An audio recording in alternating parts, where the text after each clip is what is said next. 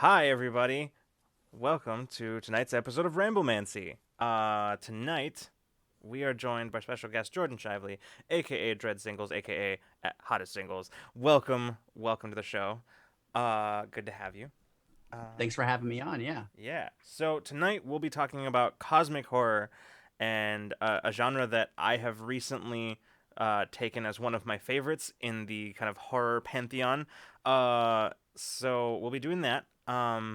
But before we get to that, just one quick little announcement or slash reminder before we get started. Those of you who won giveaways during our charity campaign a couple weeks ago, we are working on fulfilling those. I've announced this on a couple other streams, but in case you haven't seen it, if you are one of the people who won one of the giveaways, we're having some of them this week. That's what we're gonna try to get those out this week. So, if you have not been contacted already, you will be. That was not supposed to sound as ominous as it did, but anyway. So yeah, that'll be happening this week. And of course, as far as our unlocked programming, that special bonus programming that we got during the charity stream, or charity events, those are also in the process of being scheduled. Those of you who are in the Discord may have seen that I posted a screenshot of my buying Mass Effect Legendary Edition to do the thing that is apparently happening. So you can keep an eye out on Discord and socials for any updates on that. That will be coming soon. So keep an eye out for that. Otherwise, I think that's pretty much it. So we can go ahead and get started. John, what do you got for us? Every single time. I am never ready for you to throw me under the bus, in spite of the fact that you do it literally every episode. Like, in the entire time that we're sitting pre-show, I just sit there thinking to myself, what am I going to do this time when he throws me under the bus? And then I forget because I'm like, oh, I have to get the pre-stream announcements ready, or I'm just like chit-chatting with whoever else is on. So Prepare for whiplash, because I'm about to like take this away from you, actually. So, Mhm. so actually, before we get started, Jordan, if for those who are unaware, uh, would you mind tell us a little bit about like what it is that you do and why you specifically were called for cosmic horror? I actually don't know why I was called for cosmic horror, but what I do is I write weird, some people call it horror stuff Mm-hmm. on online and in other printed places occasionally with the at hottest singles, dread singles account where I guess it's horror, but I always feel a bit more weird fiction. Mm-hmm. I've also worked for role-playing games like Spire and City of Mist and other games in that ilk. I don't do that as much anymore, but I'm writing a book called Hot Singles in Your Area, which is kind of cosmic horror for sure. So I think that's why probably Yeah, on here. yeah, yeah. No, absolutely. I run a t-shirt company, but that's not very cosmic horror. So You know what? I don't know. I was honestly, I was like, should I wear my Void merch shirt today? But it's that would require me to do much more laundry than I was intending to do today. So. But anyway, yeah, okay. I mean, the Well, fact that we're all here waiting for death to come for us from the stars eventually means we can probably all talk about the cosmic horror of that's true. that. That's true. Mhm. It's very Yeah, true. the I always know that at hottest singles is up to it again when I glance over at my Twitter feed and there's just a bunch of like weirdly heartwarming, like vaguely horror all caps on my Twitter feed. And I'm like, there we are. Or there's a lot of people going, no, Jordan, stop. That's how you know you're doing it right. I think that's how you know you're doing something right. Mhm. I had so much fun watching your Discord like live react to the Easter like flash that you wrote on Oh, Twitter. about the Easter rabbit, or when I did Yeah. all the smut about Lord of the Rings. Those were on the same day. That was good. That was good too. I missed the Lord of the Rings I smut. actually forgot I'm about sad. that, but yeah, Scroll. Go scrolling. That's good. yeah, that was incredible. Some one of my writer friends was like, if the new Lord of the Rings show doesn't have some hot Tom Bombadil action, what's the point? I'm like, hold my beer, because I don't care about Lord of the Rings or Tolkien, but I can make some shit up about this. There you go. Yeah. Also, Koala says, "So why are you qualified to be here?" Oh, actually, I'm totally not. There's basically the entirety of the shtick of Ramblemancy, so Really? that's pretty much our entire thing. Yeah. Cosmic horror is just like such a hotly debated topic that anytime people are like, why want you to like expound on it, you feel like you have to back it up with all these citations and history and stuff. When it's just like, yeah, people are small and the world is scary, and that's cosmic, bro. Yeah. Yeah. Yeah. I feel like we've gotten away from the roots of like cosmic horror being like almost to the level like, man, you know, like it's a little Cheech and Chong horror in some parts where it's like the stars, man. What if there was like something behind them? That would be fucked up. You know, that's kind of the heart of cosmic horror that gets put $10 words on top of, is that would be fucked up if there was something else that was so big. Yeah. Yeah. Well, I actually, so I had what were we talking about like weeks ago? Were we just talking about horror in general? No, what were we talking about? Genres. We were talking about genres. That's right. Yeah. And I had a thought, because I'd recently just. How many times did punk get said? Something punk. Something punk. You know what? I actually don't think, not as much as you would think. No one was like splatter punk. Yeah, no. I don't know. I think we talked about hope punk for a little while. I don't think we did. I don't think we did. How is that in a horror conversation? Oh, it wasn't in horror. It was just about genres in general. It was just John's like, my favorite horror is hope punk. It's the worst. Giving people hope is the most horrible thing to do. I mean, just I suppose it really, if we're trying to like just really twist it around and like frame the story from just the most despicable person's point of view, then I guess like if we're writing from the villain's perspective, perhaps it is. Perhaps that's the horror. It's hope punk, horror but is written. Trusting other people. Yeah, the horrific experience of vulnerability. Well, on that episode, I had just come off watching like Netflix's big like the Haunting at Bly Manor and Hill House. I watched both of those. Boo. And but I was in watching one of them. I was having a thought, which was like, so in kind of like the genre, like or the definition of kind of the genre, basically, like, and it's kind of getting at what you were just saying, Jordan, which is it's about like taking the sort of smallness of people, of humanity, and sort of putting it up against something large and cosmic scale, some sort of large natural force that is cosmic horror is you're fucked. Like there's nothing you can do. And you can take like all of the power of the earth, like everyone together fighting could not make a dent against the things that cosmic horror a lot of times brings up, because our brains don't work in that way in the world of cosmic horror. Like those two shows I think are more those are, my brain just broke, gothic. So my thought was, though, after watching that, and I don't know if this holds any water, to be completely honest with you, but my thought was, like, in terms of ghost stories about ghosts and like death and those kinds of things, in a way, you could, if you were to engage in a certain amount of sophistry, I think you could probably define like ghost stories a little bit in terms of cosmic horror, because it's death, like the biggest, most inescapable, unknown natural force. I think that's where you're tapping into the idea of horror at its core, as opposed to like dark fantasy or dark adventure, where it's about horror, to me at least, is about the lack of power and agency. And things being done to you that you have no recourse for, that you have the power taken away from you, and you are at the whim of this other, you know, and that's where you get into trouble with horror sometimes, because writers will use othering in our world of things out of culture, other cultures and stuff, as horror, when that's bullshit. It needs to be the other, as in the ineffable and the unexplainable, not an other that you just don't understand because you're from another country, you know. So I think that's what the ghost and the fear of death is Mm. more that sense of powerlessness, unless we are a spec and we don't understand Sure. the thing, which is cosmic horror. Interesting. Hmm. Okay. Yeah. That makes sense to me.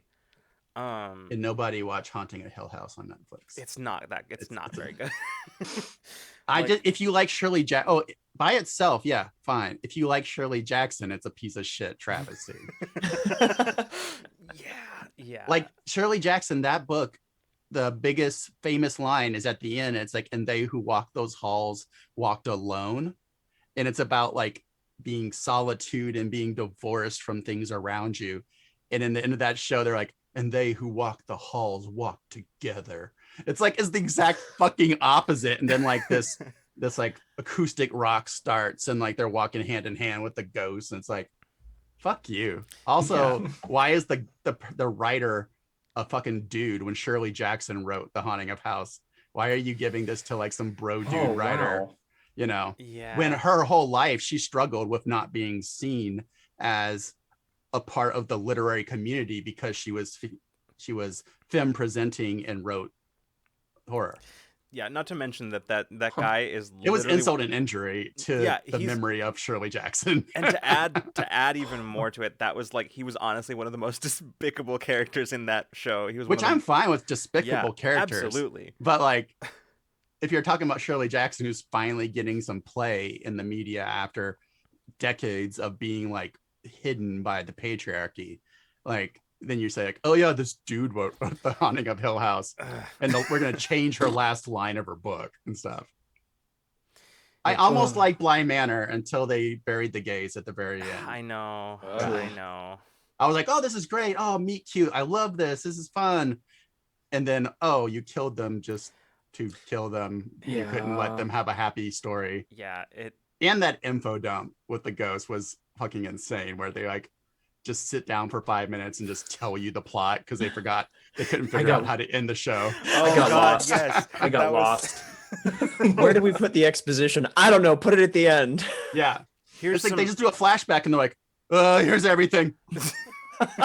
We could have had a nice, like, actually gothic, like weird, unsettling ending, but no, we had to treat you, the viewer, like an idiot who has to have every moment explained. And we can't let you have a bit of mystery. The thing that I liked about it that like made it sort of like we're way far off the main topic here, but like the thing that I liked about it that was the thing that in spite of everything like still sort of sold me on it, not in terms of story but in terms of the like just the presentation of it, was the fact that in so many shots like the ghosts were treated like part of the scenery, right? Where they literally were in so many shots. And the actors were great too. Yes, like absolutely. The cast was great. I liked it. I didn't guess that she was dead. Like, spoilers, I didn't guess that the one character who was dead until like almost to the moment, you know. So like, yeah, I thought somebody else was, you know. I'm like, so that was good. yeah, I enjoy like truly. a gothic horror where it's not like telegraphed 5,000 miles away, which is kind of part of the genre, is telegraphing it from the very beginning, you know. Yeah, The husband is evil always, you know. There's a secret door, you can't go that door. That's where I hide all the dead wives. Ah, yes, of course. Yeah. Like, and part of the like tension in horror is that like you, the reader, know exactly what is going on. And so like you're watching them not get it over and over again. You're like, fucking open the door, you know. Yeah. So we talked a little bit off stream, like before the stream started, about like you mentioned about some of the more like contemporary iterations, because I feel like a lot of people know about like some of the, you know, most often, unfortunately, the old racist shitbags who are the most popular in the genre or the most well known. Because speculative fiction for a long time was run by white dudes, so they like to keep the pantheon other shitty white dudes to keep their own shitty white dudeness ascendant. Right. Yeah. But you did start to mention a little bit before we went live about some other examples, some more like, I think you said contemporary. Yeah, examples. I brought a stack of books because I always, when you talk about this stuff, it's on Twitter, people are like, well, what's good then? If you don't like Lovecraft, what do you read? All right, fuckers, this is what you read. Here, I'll show you. Oh, Welcome to class. Like Sandra Kaw Ooh. has a series. This is the first book in it, Hammers on Bone. Huh. This is actually within the Cthulhu mythos, but it's written by a queer person of color, and it is awesome. There's 2 books in this series. Then we have Agents of Dreamland by Caitlin R. Kiernan. Start taking screenshots, people. This is all you're gonna get. This has 3 books in it, and this is more along like X-Files, but then also cosmic horror. So government agencies going and like stopping things. Huh. Then there is Margaret Killjoy, who is also in the band Feminazgul, which is an amazing band. Hell yeah. So The Lamb Shall Slaughter the Lion is a book, if you ever wanted a story where a demon cosmic horror deer eats the heart out of a cop's chest, this is the book for you. Amazing. T. Kingfisher, The Twisted Ones, is also a great rural kind of like folk horror, cosmic horror. Like at first you're like, is this just going to be folk horror? And then at the end, fucking goes hard into cosmic horror. Another great writer, Brian Evanson. He has just lots of collections of short stories. This is just one, Collapse of Horses. And his stuff just skirts cosmic horror here and there. Some of it isn't cosmic, but then some of it is. He's just a really good horror writer. Slightly more old school, but nowhere near as shitbag as Lovecraft. Laird Barron, The Croning, is kind of a classic of new cosmic horror. Another one that recently came out is John Horner Jacobs, A Lush and Seething Hell. This is That is an amazing 2 title. novellas put together that are both very cosmic horror and both very different, and deal with topics that I didn't think he was going to pull off as a white man writing about them. And I think he actually did. I was like, oh shit, dude, you're talking about like jazz, folk music in like the South and stuff. And I'm like, but I think he actually did a good job. And then Victor Lavelle, The Ballad of Black Tom, is like a retelling, but also through this lens of cosmic horror. And then one of my friends does really great cosmic horror, and I just realized I only have their books on digital. But Premi Mohammed has 2 books, which are also written within the mythos. So they use like Nylanthropop and all that shit, but they flip it around and get rid of, and very much kick in the face, the misogyny and racism of Lovecraft. So those books are called Beneath the Rising and A Broken Darkness. And they're like super science, Indiana Jones kind of books, but with a lot of horror and stuff. Oh man. So those are That's cool. just a smattering of current queer non-white people. Some of the people are white, but like it's not all old white dudes who are racist anymore. Right. And you can read unlimitedly within non-shitty cosmic horror. You don't have to go back and read books that use the words like squamous and Octobrian, you know, like you can read good writers. You don't have to read people who didn't know how to write and just kept writing because no one ever told them to edit their shit, you know? Yeah. no one ever told them to stop. Yeah. Listen, quit writing. HP, hit points, Lovecraft, just quit. God, yeah. I was saying a little bit before we went live that like a few years ago when I was working in a bookstore, like I got like I'd obviously like I'd heard the name Lovecraft before, but I'd never really gotten into it. And then I got into Lovecraft for a few years, and then because I am who I am, started like going even further and looking into the author and like some of these other backstory things. And then I learned, and it was kind of a blow at first because like, oh man, I love this genre, but like no one owns a genre. Yeah. And so that's kind of why and also he doesn't even deserve, I will rant about this, doesn't even deserve to have his name as the foundational part of this genre, because people like R.W. Chambers, who were equally racist, were still writing cosmic horror before him. And Lovecraft, if anything, was start writing fan fiction of like the King in Yellow, you know, like, yeah. So like, why the fuck are we letting this guy? I think it's because he has a fun, memorable name. Right. Personally, I think Lovecraft rolls off the tongue more with Ian than Chambers-Ian.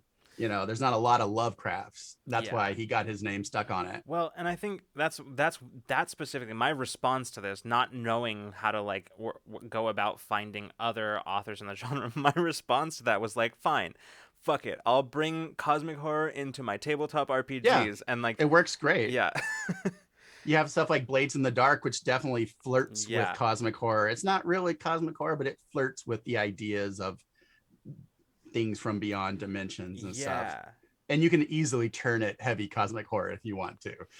yeah. There's a list of cults with nothing describing what they're about, just for you to make up what they're about. Yeah, see, I love that kind of stuff where it's just like it's the kind of thing that gives you. It's why we have our like on. This is not a plug for Patreon, but it's just but it's why we have our table. It's your channel. Why aren't you plugging your Patreon? That comes at the end of the episode. Isn't that the point That- of like that- being here is to plug your Patreon? Yes, that comes at the end of the episode Wait, typically. you like working for free? What? They said they like working for free.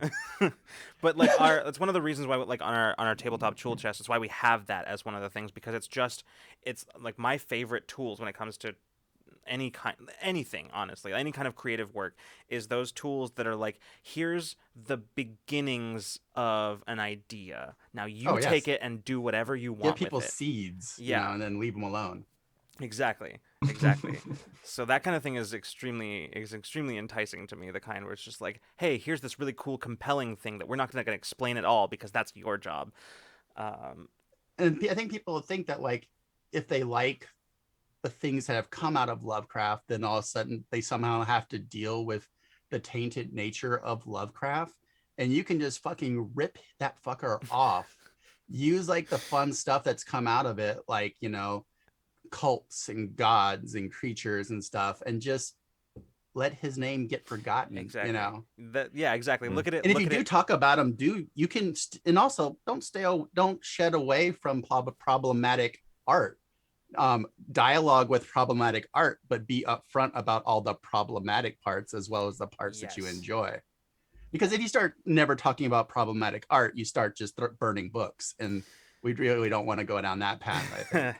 Yeah. It's way easier when they're dead. When they're alive, it's like, yeah, I don't want to give them any signal boost. But if they're dead, you can be like, yeah, I'm ripping all this guts out, and let's all dance on the corpse while we have fun with the guts. That's kind of what I was thinking, honestly. It's just like, hey, like, yeah, I mean, it's problematic, but look at it this way. Now you don't have to feel bad about shamelessly stealing. Yeah, exactly. You can just be proud that you stole this shit. Exactly. Yeah. John, sorry, you looked like you had something you were gonna say. No, it was something that I was thinking about back when we were talking about talking kind of around what makes different genres of horror. And I think like the note that stuck with me was like that cosmic horror is about like things happening to you that you have no control over. Like that it's because it's something that's strange and unknowable and understandable. And I feel like a through line of a lot of stories, a lot of cosmic horror stories, is like weird things happening to people's bodies too. And so I suppose like my question really is that how much is like body and physical horror tied up in cosmic horror? How much is that a part of like a staple of the genre? Or I think it's a much staple of a genre, but I don't think it's any way like indicative or axiomatic of the genre. Because you have people like John Carpenter who's doing like not at all cosmic horror. His stuff is like techno gore and stuff, and like cosmic horror, I mean body horror is like the main thing of what he does. Or like Jason, or like body horror is just the horror that we have bodies and they're weird, man, and we don't actually know what's going on with them, and they could revolt and do things we don't want them to at any time. You know, it's that personal fear of illness and like disease and mutation taken to a just blowing it out the bay. Yeah. I think people do a lot of body horror with cosmic horror, but I think a lot of times it is unfortunately dipping into that fear of the other and trying to make other types of people or people who are disabled or stuff into grotesqueries instead of characters, and using the grotesque of humanity as horror, which I think is a really shitty trope when like you have like someone who is deformed as coded as evil. Yeah. You know? Yeah, because that was something that I know personally, like after I had a few surgeries for my Crohn's and like had to deal with like recovery from that kind of stuff. I was like, man, body horror hits so much harder now. Like, and I especially bet, when yeah, especially like ones like I was just watching the City of the Dead, and like the girl was like just vomiting all her entrails out of her mouth for like 5 minutes. So yeah, Jesus. yeah, like it's a I'm great scene. But yeah, I bet if like you have like issues with your own bowels, then that hits a little different. You're like yeah, been like there. You know. the wildest thing to me is that like I have as a result of my Crohn's I have an ostomy, and so like there's part of me that's like on the outside, and I'm just like, this is a so like that particular branch of body horror, I'm always just like, ooh, this hits weird places for me. Yeah, because then you have to be careful. I think if you're writing or using this stuff, that you're not showing that as the horror or the evil. Like that you're Hmm. not saying like people who have guts outside of them are terrifying. There has to be like you have to really be focusing on what pushed it out, not the fact that it's just outside the body as the genesis of your horror. Or Hmm. then you run into the problem of people like with ostomies being like, oh, why is this image that is somewhat like my life a thing of evil? Yeah, and I Or they think also that go the other direction, like people, they use body image a lot in horror, which is shitty. But then they also go in the opposite Mhm. direction of people of like being very thin as a sign of like ravenousness and animalisticness, which is really shitty for people who have high metabolism. So I think you do have to be really careful with the imagery you use, or more the reasons the imagery is being used. Yeah. Well, and that's an interesting thing, right? Like, cause like my knowledge of like sort of genre stuff comes primarily from like the tabletop side Mhm. of like cosmic horror from of just horror in general. And I know one of the common wisdoms in that is if you're running a game that is horror in some capacity, then like consent is always important, but it's especially important in horror. It's like triple asterisk, like Mhm. bold underlined, like consent. And I feel like that is kind of true in writing, but in writing you can't go to your audience and say, okay, is this something that's okay with you? Is it right? So you have to be extra careful with how you are portraying things and what you are portraying.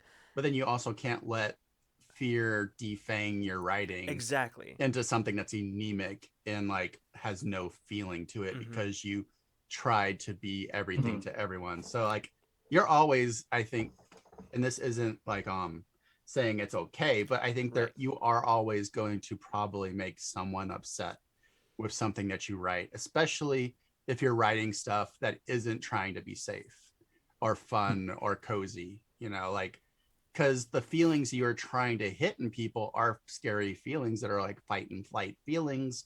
There are things like that if you that's the kind of horror you're writing. That's why I sometimes I think try to go super far, push it really far so it isn't as like recognizable as being traced to something in real life. It's like they have fucking bug mouth, man. Like bug, like something that like can't isn't like analogous to a real life person or people group or anything. Yeah. Yeah, it's like a truly like other like otherworldly Yeah. experience as opposed to like something that I personally found uncomfortable about somebody else, Yeah. right? Or a trope that you have been so ingrained with that you don't realize what's going on. Like, I mean, a perfect example of it is Midsommar using the person who is on the spectrum as like this disfigured horror, and also giving them powers because of it. Like that is just as much of an othering thing of horror, where it's like the autistic child who suddenly can like see things and have powers. It's like, let them be a person and don't have this. And also the idea that once you win it, they're cured, like it's like, no, that wasn't like something that was needing to be cured. That wasn't the evil inside of them, like you have to be, and that's used so much in early 70s in 80s horror that you have to be careful that you don't just take it in as you're watching all these things and Well, become part of your vocabulary without you really realizing and that it's there. and this is a thing, like, this is a thing that I've talked about on this stream many times in the past, where it's like, and this is a clear example as to my as to why, but I've said many times that, like, as consumers of media, it's your responsibility to examine everything that you consume, to think about it, to think deeper beyond just the, like, oh, this is a fun story and I enjoyed it. Like, it's your responsibility to do that, especially if you're going to go on to create, because exactly like what you just said, Jordan, which is that, like, you don't know, you don't know if unless you are actively thinking about it and critically examining what you are taking in, if you're taking in something that is worth perpetuating, or if you're just spreading around the shit, you know. Yeah. That's another good reason to be doing that. Um, yeah, I don't think I have anything deeper than that to say about that, No, but, like, and also not a doctor. Like this is all just me, an uneducated person talking about horror. mm-hmm. Consult your sources, and your mileages may vary for your own life. Yeah, yeah, Just like when it comes to disability, or somebody I think in chat mentioned this, where like disabled characters are like either the object of like horror or pity, or they're like, you know, like these angelic, like martyred figures, like, yes, this is something that has made you so strong and powerful. And I'm like, this sucks. Get fucked. Yeah. This sucks. I hate it here, but like I have to deal with it. So, which like a book that I read, I finished today actually. Is it still sitting back there? It's not. No, there it is. It's on my bed. Which was Lycanthropy and Other Chronic Illnesses. Which it was some of the best disability. It's not horror, so it's like a little off topic here, but some of the best disability rep that I have read. And it's no spoilers to say that one of the characters in this book's chronic illness is lycanthropy. And like the plot kind of centers around that, but it's very satisfying to me the way in which they resolve that. That's just that it's not just like, yes, we've cured your lycanthropy, you don't have to worry about anything anymore. So just let a lycanthrope live their life, man. Like let's talk about Listen, like how can they get a loan for a house? That's like the more bigger horror of their life, probably. yeah. I mean, like, what happens if you turn in the middle of an Olive Garden? You're there, they run out of breadsticks, it stresses you out, and all of a sudden you just Hulk out and you're a werewolf now in the middle of an Olive Garden. And that's okay. Yeah. It happens to the best of us. I really want a t-shirt now that just says like lycanthropy happens to the best of us. And frankly, I'm offended by you saying that hulking out into lycanthropy would be a problem. Exactly. Oh gosh, I had a question. So like we've definitely gone over like things we definitely take issue with in cosmic horror. But what are things, like specific tropes or things that you like in cosmic horror? Like, what are things that you really just resonate with you when you're reading them or writing them or whatever? I like the uncanny things that feel like you know something's wrong, but you can't quite put your finger on it. And the buzzing at the edge of your hearing, you know, things that have been there, but for some reason you just never noticed them until they wanted you to notice them. You know, stuff like that is what I like about horror in general. And I think cosmic horror lends itself well to things that are creeping into your reality, or you're starting to see past a veil that like things that have been there all this time, but for some whatever reason, you are now starting to see hints of what is the real world is. See, that's one of my favorite things to do, to write around too, is like is something, there's something there that's been like slowly just like taking little pieces, and you didn't notice it until now. Like you noticed that there was something to notice, but you had no idea what it was until like slowly it just grows on you that there's more and more missing, or there's more and more that's been filled in that's not you. Right? It's such a fascinating thing to lean into. Yeah. Because, like, you know, we're alone up here. Or are you? But are we? For me, the things that I find really compelling is things like, oh gosh, I've been watching a lot. I've been watching a lot of Matt Colville's rewatching a lot of Matt Colville's running the game videos, and there was a video recently where he talked about. I'm trying to remember the terminology. I think the terminology was a time abyss, right? Where it's essentially that thing where you suddenly you're reading about something, and all of a sudden you realize, holy shit, how old is this, right? Yeah, And that's good. yeah, like that's I think one of my favorite like cosmic horror tropes. Yeah, the ancientness of things. Yeah. Mhm. Well, And Age of Fit has a great one, like chanting cults, man. Like ooh, yes. cults are probably number one thing now that I think about it. The idea of cults. I love cults. And then some good chanting is good. Oh, absolutely. Yeah. Some good keening. People Oh. people like barking with their throats distending from words that they don't know how to make but are coming out of them, you know. Ooh, Yeah, like Yeah. sounds that their bodies are not equipped Are to not, make. but they're making them. Yeah. That's some real cosmic horror shit. Yeah. But like the body horror thing, I don't know if it's cosmic, but I love bodies breaking and reforming into new ways, you know. There was Long fingers. oh god, in Brent Weeks' Night Angel trilogy. You remember, John, those like creatures that they would make that like literally they were basically like these horrifying glue traps where they would like consume people by like sticking them to their bodies, and that would just add to the like monstrosity of it. They were called ferali, I think is what That's it right. was. That's right. Yeah. It would basically, yeah, I've heard a lot of good things about the Magnus Archives. I remember that, and then the other one that comes to mind is a thing from Seven Blades in Black. Oh yeah. Which is basically like where they just take some kind of eldritch spirit and then shove it into a person's body, except it doesn't belong there and it is in the wrong shape. But like that particular creature, yeah, I know. The author of that one's not great. Oh, I'm a horrible like writer person because I'm writing right now for a great cosmic horror podcast. Old Gods of Appalachia is a really good podcast. Ooh, that is I've heard exactly about cosmic that, yeah. horror that I probably should talk about on a cosmic horror podcast about the one I'm writing for. Yeah.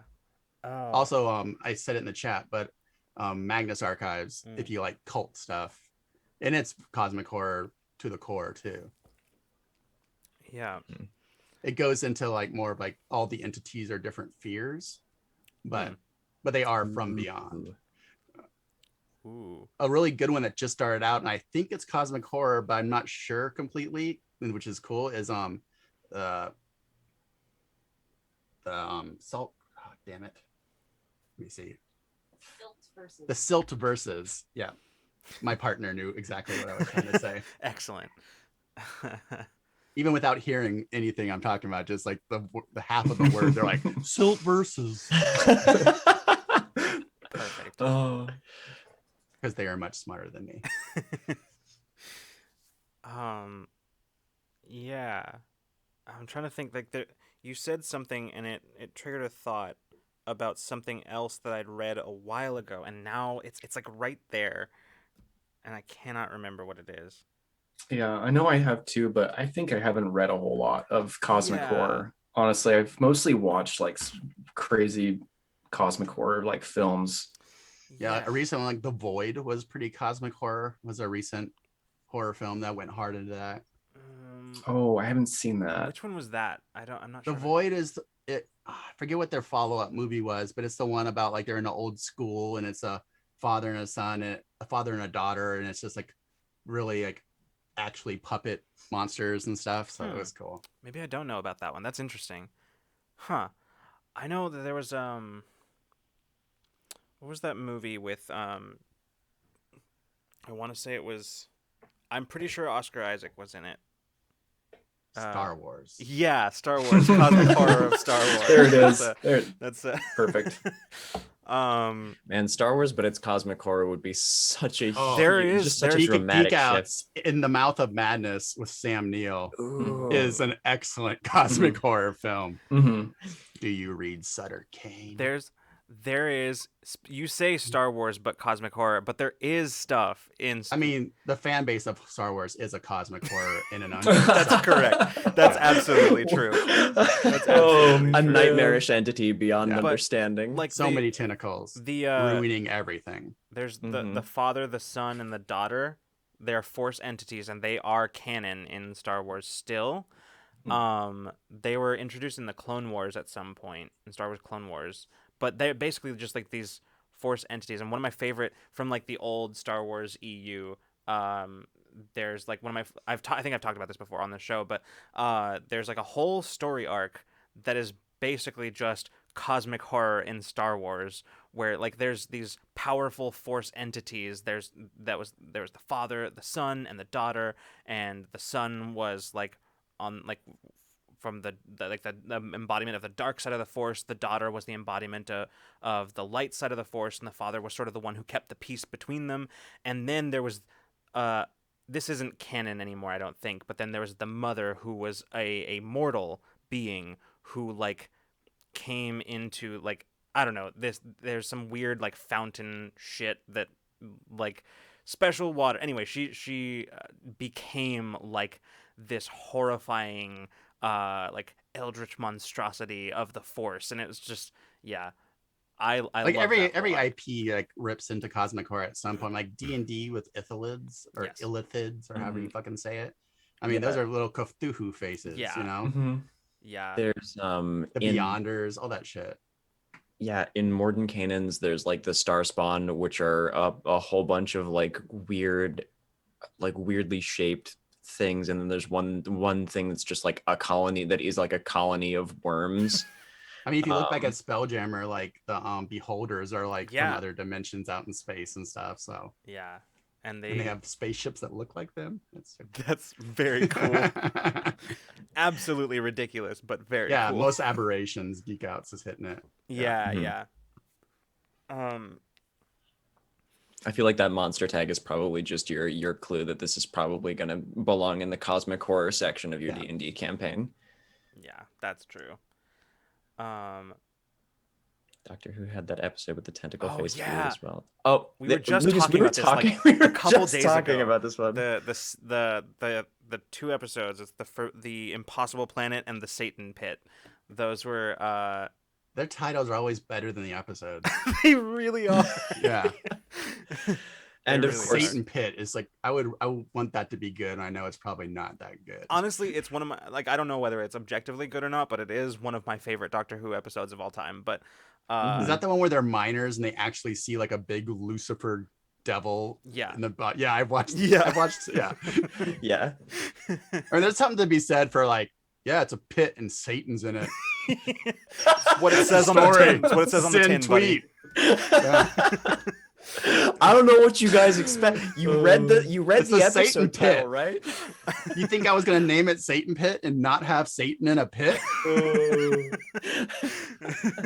Sorry, no, this is where I keep my peanut butter. Like, Worst pit ever. Yeah, it's no, it's you misread it. It's actually the Satin Pit, and it's about sewing. That's a It's just whole different. it's just- Okay, yeah, sewing. Sure, it's about- sewing. We go sewing.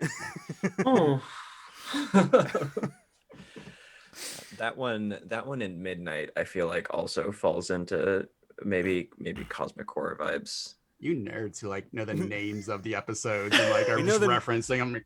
Actually, at 0.49 on the like the wheel, like 2 seconds in. it's one of those things where it's like, I feel like this is one of those like where it's in this one very specific case, that like a very obscure piece. Like a while back, we were talking about something on Ramblemancy, and I brought out this obscure, like, from the back of my mind, that like a lesson from one of my intro to sociology classes in college, and just like the only thing that I remember from that class, but it was relevant. I just sort of threw it out I don't think there. my brain has had energy to do that kind of stuff since my 20s. So like the last time my brain was like memorizing things was like all like when I was listening to like Jimmy Eat World and reading the extended Star Wars novel. So like past that, I don't remember. Oh yeah, any no, like things. as I am moving towards the end of my 20s, I'm finding that my capacity to absorb shit like that is just going away. Oh, precious baby,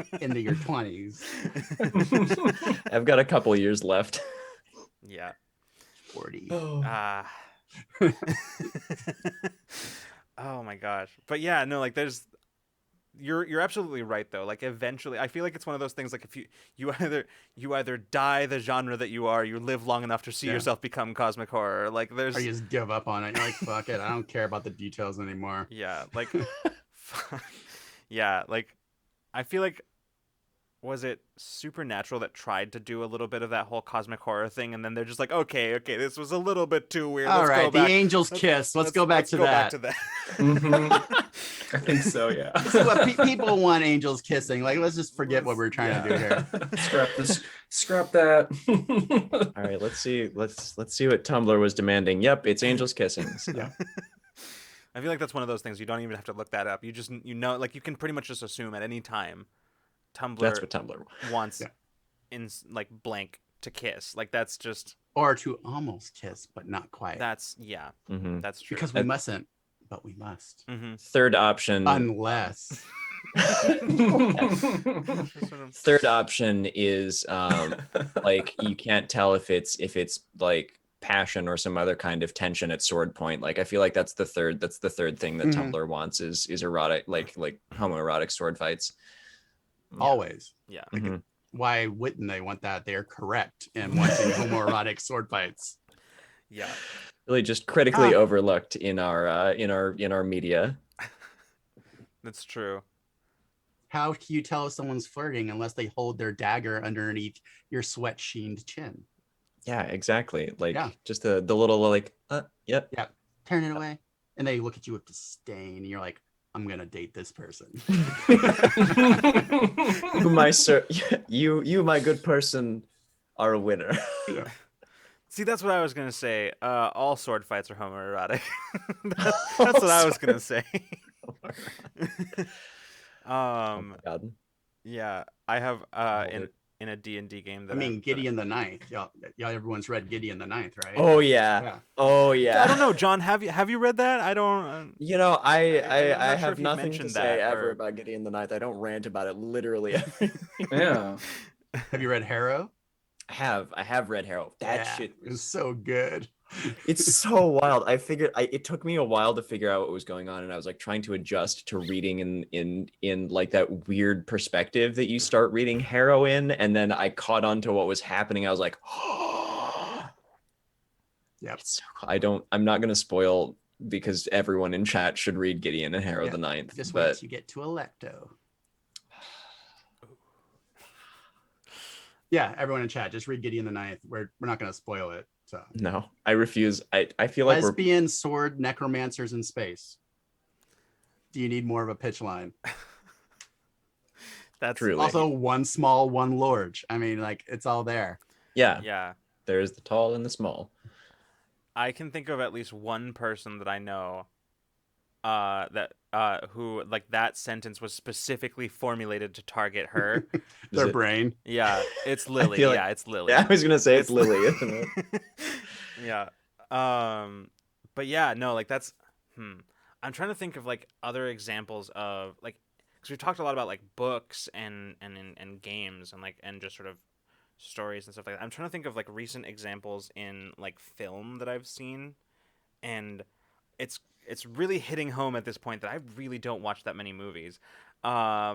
I watch a lot of horror, but the titles do not stick in my brain. Yeah. And I have to look up the name. So if I was coming to talk about movies, I would have had a list written out. Sure, yeah. But I've watched them recently. There was like a Mexican one that was like a queer erotic cosmic horror film. I think it was like The Beloved or something. I can look it up while we're doing this because we have the internet. We sure do. Yeah. The advantages of remote Ramblemancy. I know. So you have your second monitor to just look things up on. You just pull up my what I recently watched on Shudder. The movie's called The Untamed, and it's from 2016. And content warning all the content warnings, Right. but I enjoyed it. Yeah. But it does deal a lot with homophobia and stuff within Mexican culture, so you be aware of that. Yeah. But also, it has fucky cosmic horror monsters in it. So. See, sign me up. Like at that point, you know. Yeah. That's Geek Out says you had me at Mexican queer. So yes, Which we need more of. I mean, also go. It's not cosmic horror, but go read Mexican Gothic by Silvia Moreno Garcia. Ooh. Hmm. Huh. Yeah. Also, let me make sure I get the last name right. Also, yes, Gideon and Harrow are Tor. I can see the logo Tor is here. good. Yep. Yeah. I can see the logo here from where I'm sitting on my shelf. Weave the Tail, thank you so much for the raid. Hello and welcome. Hello. Welcome. We are here. We're talking about cosmic horror tonight. And just about anything else that comes to mind. So, yeah. Also, this author, Carmen Maria Machado, is a great Latinx horror and weird writer. Ooh. Another great one is also Maria Enriquez, which is more like straight brutal horror, but some of it tends into cosmic. This is The Things We Lost in the Fire, and then also Las Cosas que Perdimos en el Fuego. Ooh, nice. There's lots of good Latinx queer horror being published right now. So yeah. Yeah. I'm so glad, because like that's the thing, like I said, when I had my my falling out of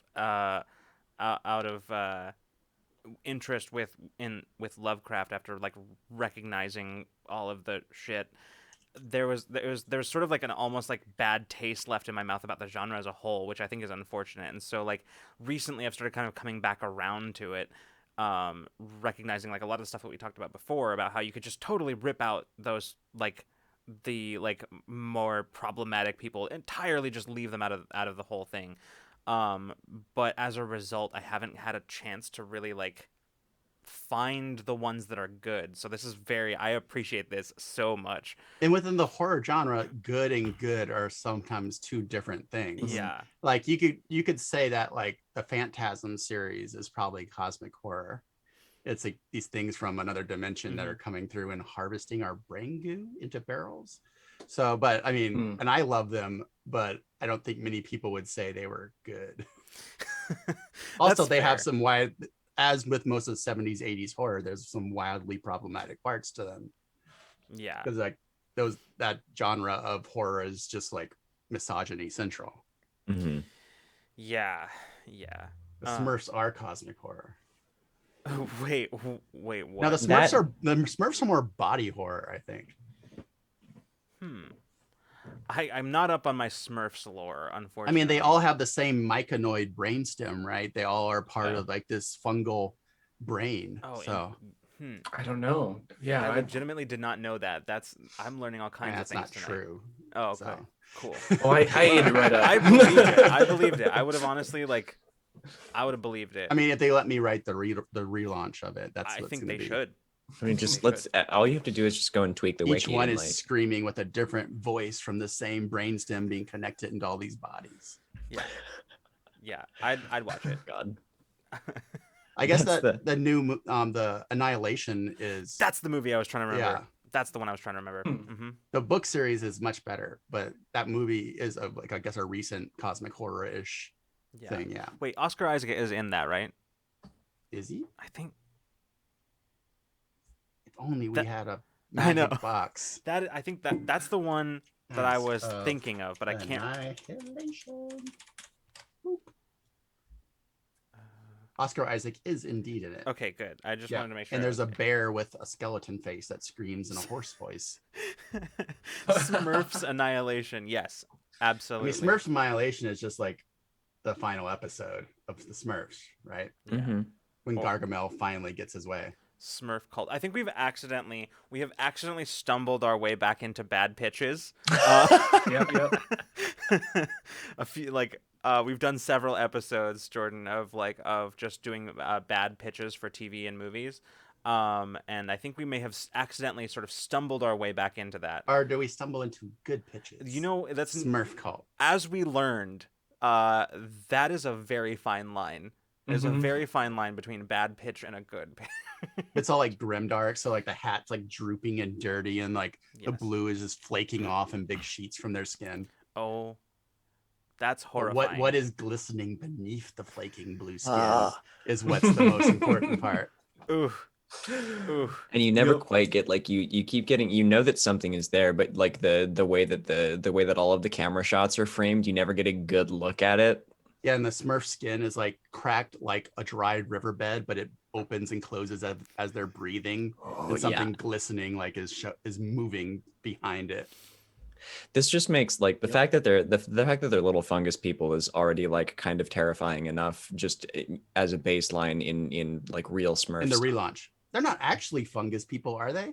Are they? Aren't they? I thought I just made it up, but are Smurfs funguses? These are the questions that we ask. This Google can go wrong in so many ways. Yeah. Are Smurfs they are fungi? And are they part of the Snorks universe? No, they're not. I think they just live in fungi. Are Smurfs an extant form of life? These are the questions that we tackle here on Ramblemancy. There's like a serious website that's genomic mapping of fungal secondary based on Smurf predictions, non-ribosomal pit. So I'm very upset that exists. Somehow Smurfs is an acronym for something serious in the world. I was like, somebody defended their thesis on the Smurfs. Like, yeah, apparently. You know what? I'm sure it's happened. I'm sure it has actually legitimately happened.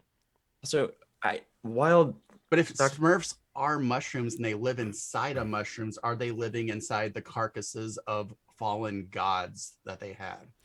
See, now that's or are they just have they crafted their mushroom houses out of the carcasses of other Smurfs?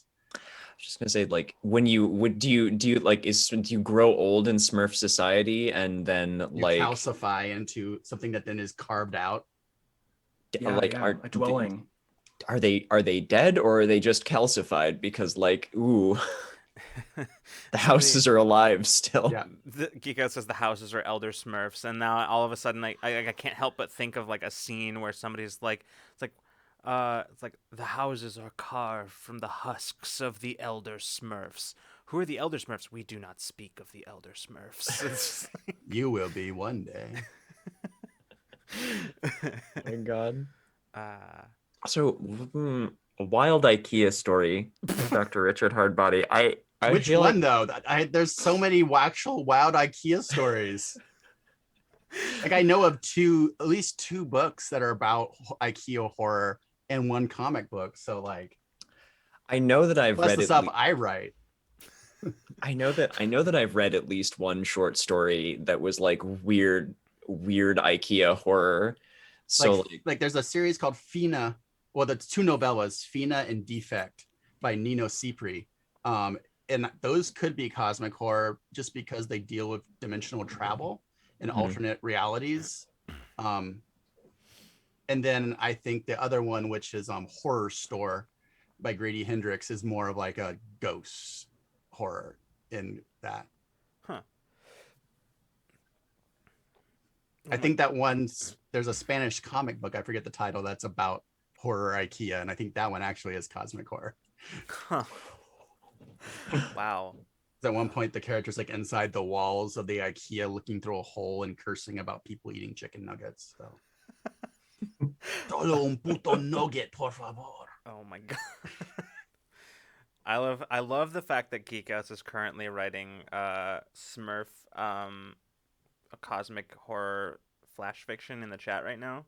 I mean, what good stream doesn't have flash fiction in the chat? Yeah, that's true. If you don't have flash fiction in the chat, you failed. Yeah, like at that, like that's kind of the metric, really. Like at that point, that's how you determine whether or not you've made it as a Twitch channel or not. Is somebody in your chat like writing flash fiction based off of what's going on? Yes. Mm-hmm. Yeah, it's true. It's true.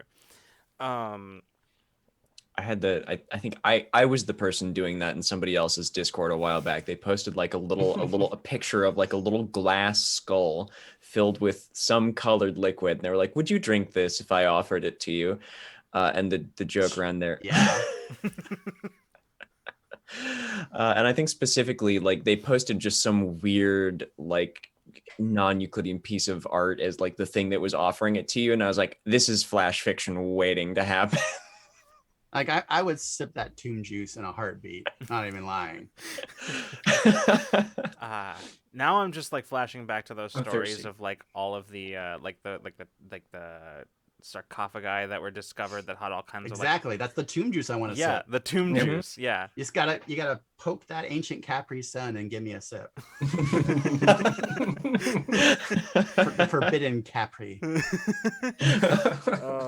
Oh God, Geeket's bringing up Eye of Argon. God, it's terrible. We don't need to talk about that. The less said about the Eye of Argon, the better. I'm assuming this is some role-playing geek thing that I'm not So aware of. the Eye of Argon is essentially it is. I'll send it to you later. No, I'm good. I'm fine. It's Oh, you missed the rhetorical thing was not interest. yeah. Oh no, that's fine. But it's basically what it is somebody trying to write. And yes, I fully understand that what I am saying here. So hear it on every level. Terrible fan fiction of Conan the Barbarian. Mm. It's really really poorly written. It's one of the worst things I've ever read in my entire life. On purpose? Is bad on purpose? You know what? I don't think so. That's what makes it so Oh, much God. worse. That's what makes it worse. Yep. Is it like? Well, I'm sure someone lovingly wrote it. I'm sure they Mhm. did. They shouldn't have. I don't know what they were drinking, but I want like some of it. It's tomb juice. It was tomb Just juice. a little bit of it, though. Not as much as they had. Yeah, that was a little much. Yeah. No, they took that and did a keg stand with it. I would not recommend. Got sick. Yeah. You just gotta pace yourself on the tomb juice. God, what was I gonna say? There was somebody said something a second ago that triggered a thought, and now it's gone. They were looking for the lamentations of the nerds. Yes. Well, they found it because here we are. God, I'm trying to think now of I'm trying to think of more examples, honestly, of cosmic horror that I personally In have. movies or just in general? Yeah, because I know that there have been plenty of them, but would I you? mean, there's been some shitty ones I've seen, like The Yeah. Color Out of Space was really dumb. Yeah. That is based on a Lovecraft Yep. story. Yeah. I think I guess Mandy is cosmic horror, depending on how you look That's at it. right. Yeah. The Endless was good, actually good cosmic horror movie. I'm not sure I'm familiar with that I think one. The Endless, it was on Netflix for a while. Event Horizon, cosmic horror. Yeah. Yeah, actually, I was just gonna bring that one up because karaoke night, I think like ages ago in chat was like, is Event Horizon is that cosmic horror? So Yeah. Prince of Darkness, I think, kind of becomes cosmic horror towards the end. There's a fair bit of cosmic horror in a lot of like John Carpenter films, I think. Like The Lighthouse was definitely cosmic horror. Yeah, I'm thinking Ghosts of Mars, where there's like I don't think science fiction makes it cosmic horror necessarily. no, but there like some of the stuff that's in it was it was a little bit more on this. Actually, I don't know about Ghost of Mars. Hellraiser. Okay, I guess, yeah. Kind of Dark Waters. That's right. else? Thank you, Geekouts. The Thing. That's probably the one The that I was Thing. thinking of. Yeah. Yeah. But then do you just I think that gets into classifying aliens as cosmic horror, and I really don't think alien creatures make it cosmic horror. Yeah. That's the thing. Like I know that there's a line somewhere there for sure. Like I know that there's a way that yeah. I think it's the power and the inevitableness, because like you can understand the creature in the thing. You can understand to the point of growing them ourselves, the aliens and Alien, You know, like that's not cosmic horror, that's science fiction horror, Right. I think. That's Yeah. monster horror. Yeah. Mhm. Cosmic horror, I think, is a lot of like the unknown, or like you can't understand it. Like you just can't, you know. Yeah. It's not so much like it's Clive Barker does nothing well. Sorry. All the good shit about Clive Barker are movies that were made translating his horrible books into movies, which were actually good movies despite being related to Clive Barker. Is my take on that. I think. Wait, did Clive Barker? Is that the person who wrote Abarat? Yep. Okay. I remember liking those, but I read them a long ass time ago. I think I was in high school when I read them. But yeah. I was not aware that there was any that Clive Barker had done anything like cosmic horror, so that's kind of interesting. I guess I mean, Hellraiser is about things and dimensions from beyond coming through and tearing us into worlds of lust, I guess. Yeah. Midnight Meat Train, actually, the ending is cosmic horror, despite like you're not thinking it's gonna go there. I'm not sure I know Which is that why one. I loved the ending. It's a lesser known, but it's an extremely good horror film, Ooh. which I thought forever was going to be this dumb, gross out Barker movie, and it's actually really Huh. weird and creepy. And the ending ends up being cosmic horror, and I thought it was just like serial killer on a midnight meat train, you know? Right. Oh, that's interesting. See, that's the thing. Like, when it comes to like just horror in general, I tend to prefer either just like really like weird stuff, like on the side of like you meant, like we're talking cosmic horror, or I prefer basically anything that doesn't rely on jump scares, which I think are cheap, and gore. Mm-hmm. Like, I think both of those are sort of, I guess they have their place, but it's not a place that I like to be in.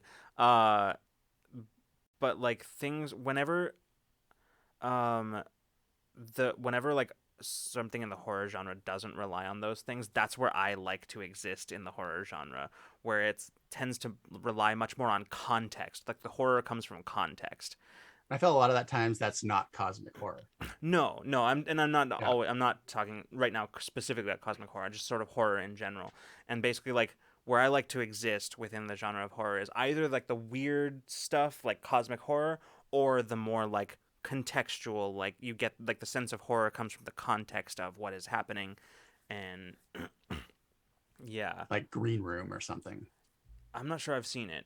Green Room is about uh anti-fascist punk band that accidentally goes to like white nationalist bar to Hmm. play, and how they have to like fight their way out of it, and everyone's trying. It's like basically a slasher film Huh. that becomes a reverse slasher film Hmm. at the end. It's very gory, but Interesting. also very good. Yeah, see, like I tend to You get prefer. to see a lot of Nazi punks get like macheted in the head. See, Oh, that's sweet. great. So yeah, That's perfect. Um, but some nice punks die too. Yeah, Patrick Stewart is the leader of like the red laces guys. Yeah. wow. Yeah, no, Yeah, like he's fucking scary as like a white nationalist like killer. Patrick Stewart's incredible. Like, what an incredible actor. Mhm. He can do just about anything, and I'm like, yes, absolutely. Um, what was I saying? Oh, yeah, no, like when it comes to horror, I tend to prefer things in like the supernatural, like side of horror. That like rather than like I remember watching an episode, or not an episode, sorry. I remember watching the why can I not remember the name of that movie? I was watching a movie about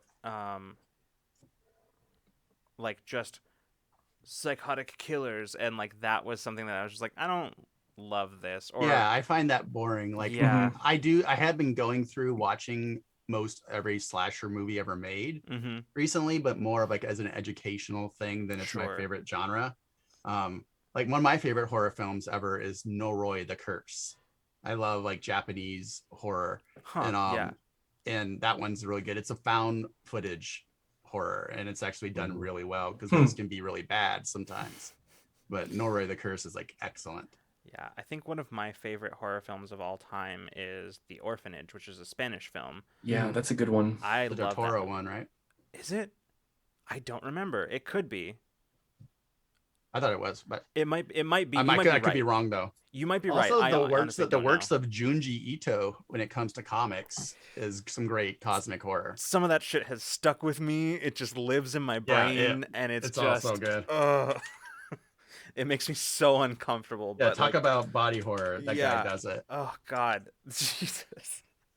I like Yeah. just most monster films that came out from like the Monster Universal. Right. Yeah, those are Yeah. fun too. Those Yeah, are good. Yeah, there's some of them not are like beautiful too. absolutely. Yeah, like the things that are lacking in probably what would be scary to some now is taken up with like some very artistic Yeah, like shots. I think Mhm.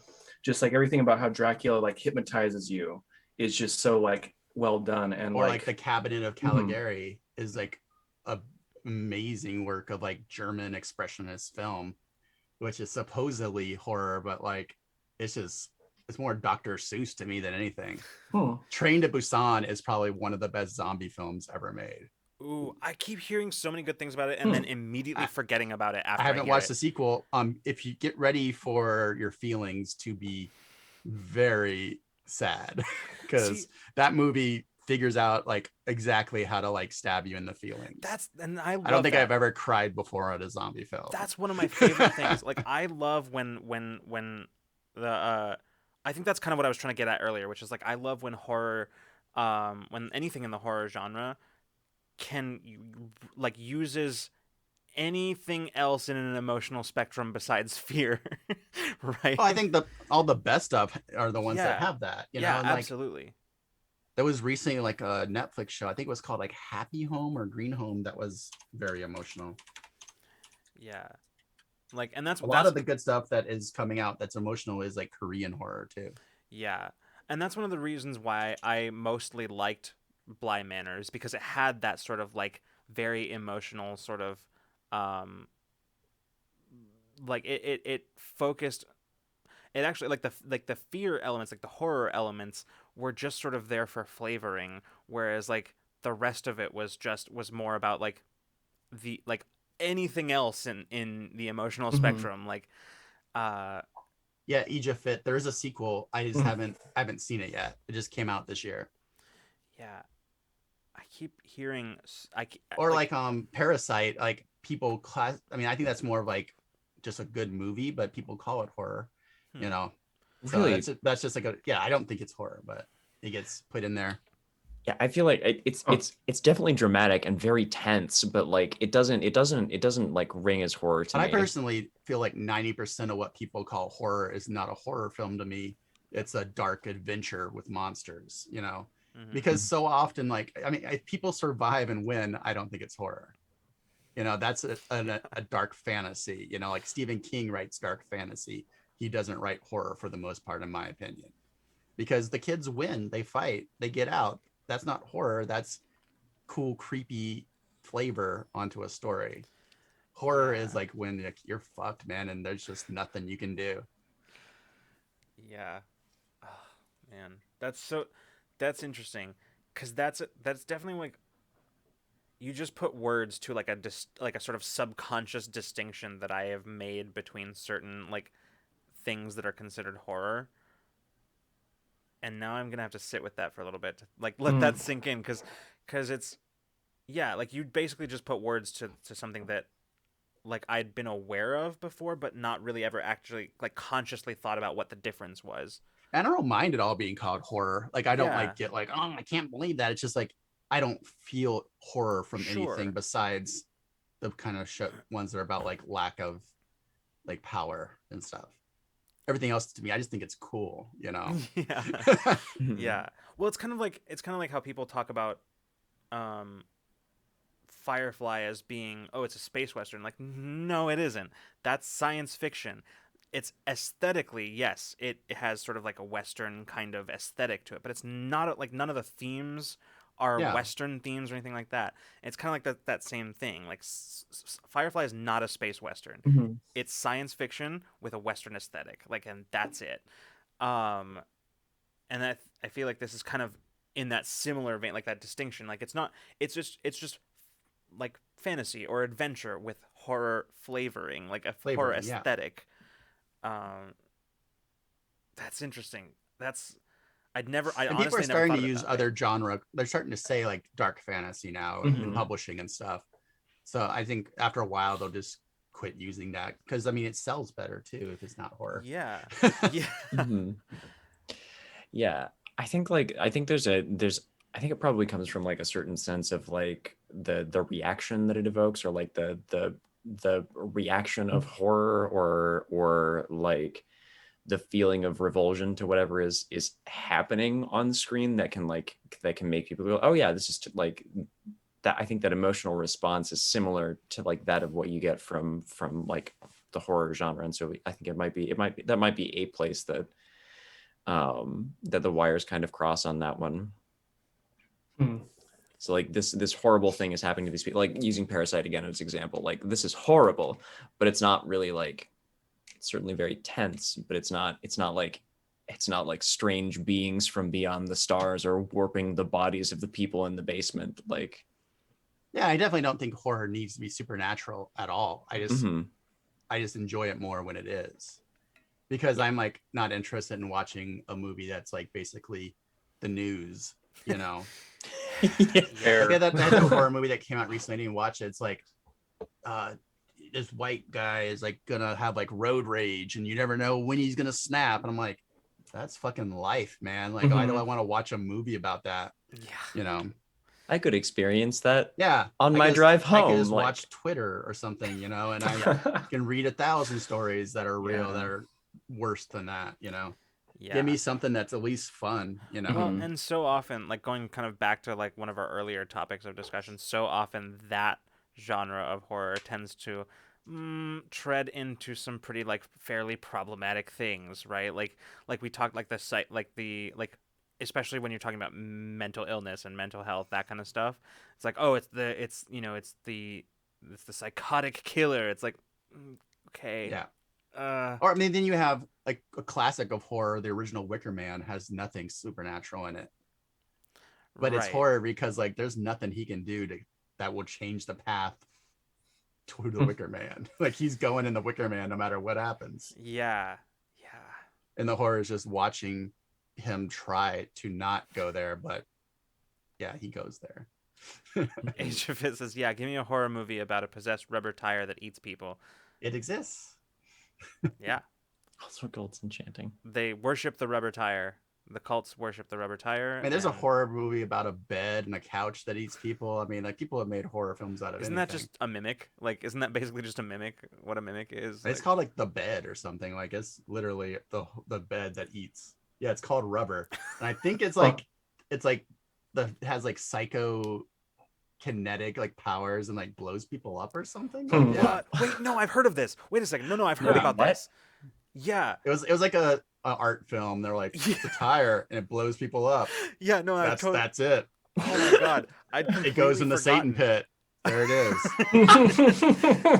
That feels like a pitch that was that you Geek know Outs came just about. said it really well. Horror doesn't have to be supernatural, but the characters have to be powerless, and their demise is inevitable. Mhm. Peanut butter solution. Because if it's not from the powerless area of France, it's just sparkling dread. Yeah. Sparkling dread. I honestly can't think of a better place to end the episode than on that particular note. So, yeah. Well, thanks everybody for coming by, hanging out with us, for sharing your thoughts in the chat. Jordan, thank you for joining us. Yeah, Seriously. thanks for inviting me on your show. Yeah, this was a lot of fun. I learned a lot tonight. Yeah. Particularly about Smurfs and how they are all part of the same, you know. Some My- books to read too. Yeah, definitely. Just rewind it and look at those screenshots, and those are the books. Yeah. Yeah, I did take notes, so I will post them Okay, cool. in our Discord too. So I was frantically like writing down titles and authors while you were Yeah, and all those authors have tons of other books, so they're like a good branch out. And just follow people on Twitter, man. Like just Yeah. follow all those authors on Twitter, and they talk about this shit all the time. Ooh. I can feel Okay. the expansion of my follows list coming on. Yeah. And I post Absolutely. about books a lot on Twitter too. So Excellent. All right, everybody. Well, thank you so much for coming by, for hanging out with us, for chatting, for sharing your thoughts in the chat. If you are not already on our Discord, you should be, because that's where we have all of our major announcements, where we go first to announce anything new, any schedule stuff. So yeah, join us there. You can chat about, keep the conversations going after Ramblemancy. If you got more to say, there's a Ramblemancy channel there. You can join that and talk a little bit about some of this stuff, share some ideas.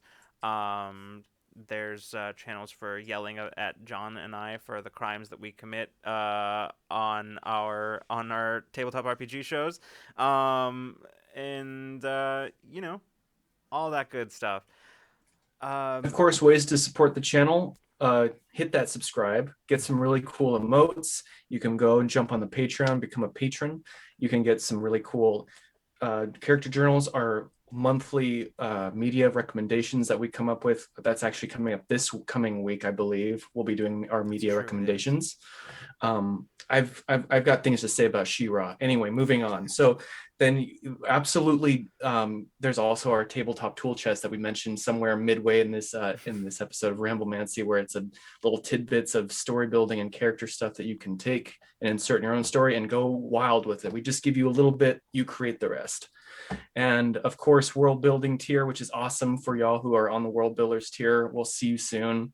You have created so many cool things for our world in Infinite Horizon. Most recently featured was in the most recent episode, the common foods that made a cameo on there. So I love that.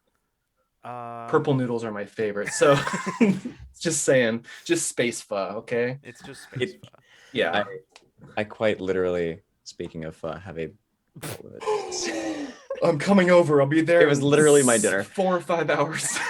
So you know the rule: if you show it, you have to have enough for the whole class, right? Yeah. Yeah. Oh, shit. John, you're a teacher. You know this. You should know that. Listen, it's been a hot second since I was And you in the can't play classroom. that shit like, oh, you're not in the same city with me. Hold on, I'll go stand out on my porch. Yeah, I'll go stand on my porch. You go stand on your porch, and I'll just. But yeah, Jordan, do you want to do your bit? Where can we find you? Oh yeah, you can find like me. Links to all my stuff on jordanshively.com. I also have a Patreon, which is Dread Singles Patreon, where I do some other types of writing. Sometimes we send out weird haunted letters to people. There's occasional smut on there. But mostly it's just, if you follow my Twitter, I think you should pay me. And that's what it is. Also, I have the Void merch store, which is t-shirts for all types of either gothy or nerdy role-playing game stuff. There's it's like 400 t-shirt designs on there. It's too many. But yeah, I also do the @hottest_singles Dread Singles Twitter account, which is probably the best way to keep up to date with all the different projects I'm doing, because I have a Twitter problem. And I dropped a link to the pre-sale of my book. Perfect. And also, Nightbot just said I have a Twitch channel, which apparently I do. That's true. Yeah. Yeah. Well, Jordan, once again, thank you for joining us. Thanks for coming by. Yeah, thanks for having me on. Yeah. So we'll see you all. We'll be back on Tuesday with Into Deep, our Waterdeep Dragon Heist actual play featuring an all LGBTQ+ cast. That's at 4 p.m. Pacific time.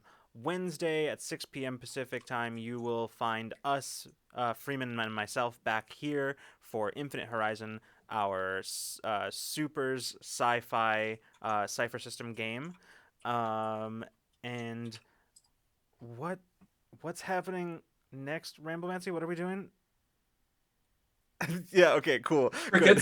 Yeah, okay, good, great, excellent. We run a tight ship here. We always know what's going on. We are consummate professionals. We're keeping it kind of open, loose. I feel We'll like see what I happens. know we decided what it was. I just don't remember off the top of my head. We But probably did. 100% we did. The goose is loose. Oh shit. Goose is loose. yeah, Oh, actually, it is. It's just it's an in-house Yeah. Ramblemancy. We're talking about prepping for the game, like That's prepping right. for Yes. Oh, that's right. players. how could I and possibly games forget involved. that? That's literally the only thing I've been doing for the Been last doing week. yeah. That's Oh. the only thing that my ADHD hyperfixation has allowed me to do is prepare for a game. So, yeah, so that's what we'll be talking about a week from today. So we will hopefully see you on Tuesday for In Too Deep, but if not, we'll see you the next time you decide to come roll with us. Good night and good zone, everybody.